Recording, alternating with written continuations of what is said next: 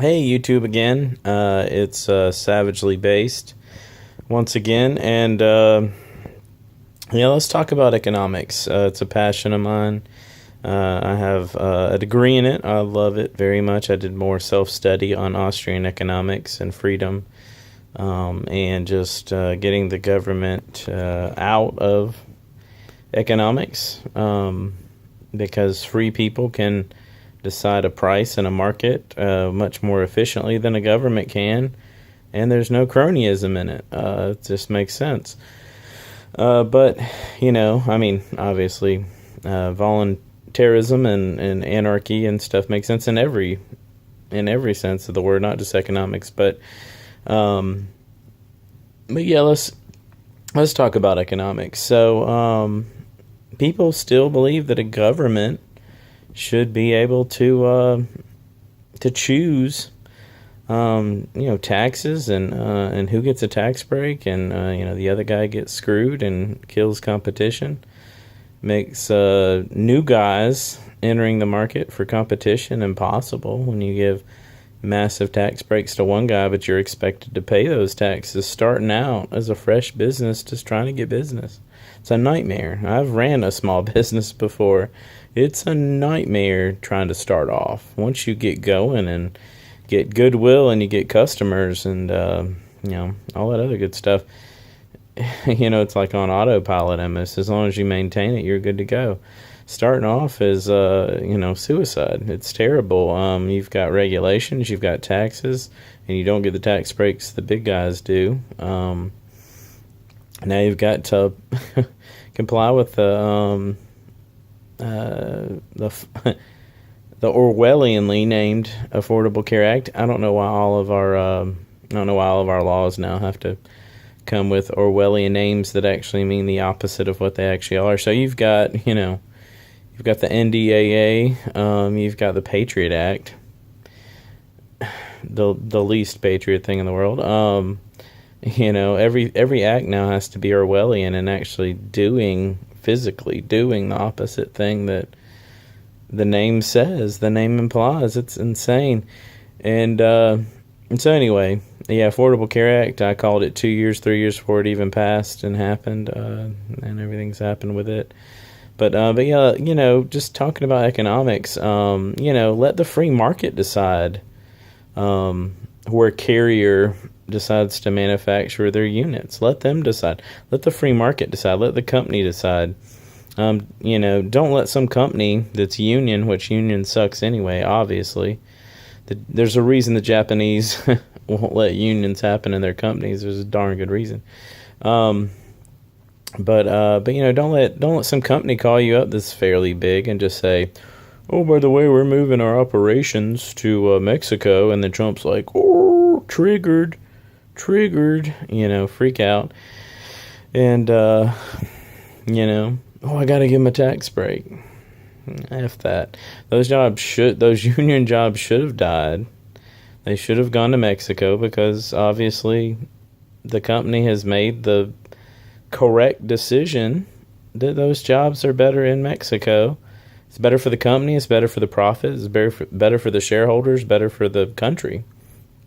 And people that defend crony capitalism like this, and all the crony capitalism, they're French-style Democrats. They are not American. Those are not American ideals. The government getting involved in economics is not an American ideal. It's not a founder's ideal. The founders believed that the government should stay entirely out of economics completely and barely have anything to do with social issues. It's insane. So yeah, we need to go back to that. We need to go back to Thomas Jefferson said peace and commerce with all nations, friendly, commerce with all nations. That's what we need to go back to. None of this, we're giving billions to Israel and not getting much back other than catering to Zionist or whatever it is. And going to war with everybody for opportunistic oil and other things, and keeping our petrodollar monopoly and keeping all that kind of stuff. So yeah, I mean, very passionate about economics. I've spent a better part of my life, maybe 20 years studying economics. I love it. It's so amazing. Hat tip to Jürgen Bauer, who got me started down this path. He's kind of a genius when it comes to economics. He's a F.A. Hayek type.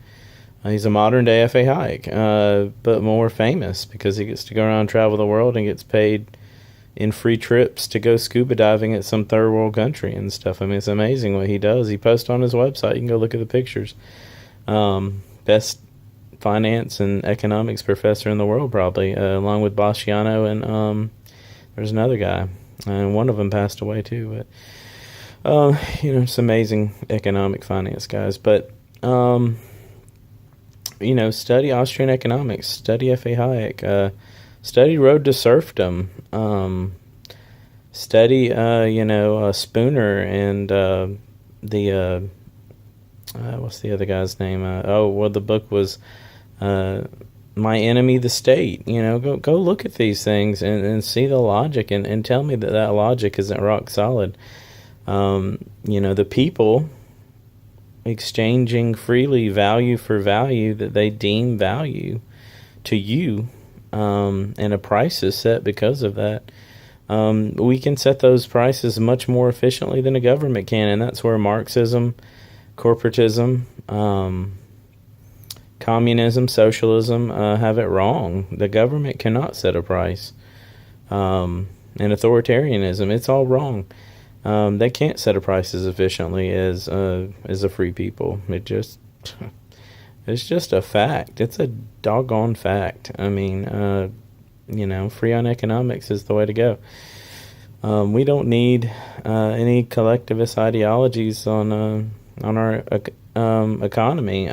People ask me, why is the economy so crappy, and why isn't it better? And I try to tell people, and they're so brainwashed. I don't mean to get on education and media, but I mean, and parents too, but all education now, because it all comes from the state now. A lot of people say, well, that happens in private schools too. The private schools, their textbooks and their lesson plans and all that comes straight from the government, the government reading and socialists that write the books and write the lesson plans. The lesson plans the teachers buy off the internet are written by socialists. The whole teaching college to elementary school on down is a bunch of statist collectivists all the way down, socialist.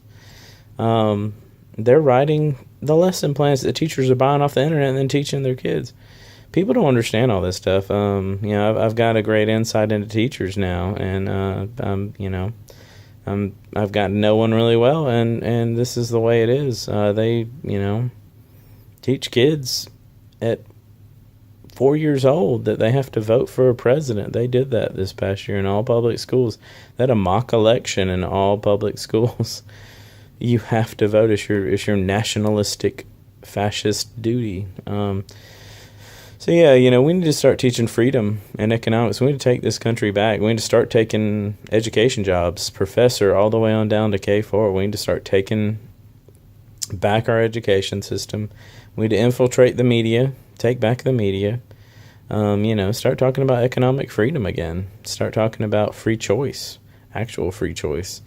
Start talking about agorism, dismantling the state through freedom and through a much more efficient way to make money, because you don't have to worry about all the regulations and taxes that the government hits you with. Obviously, if you get caught and you don't comply, well, if you get caught, you're still going to prison, but if you don't comply, you know what happens.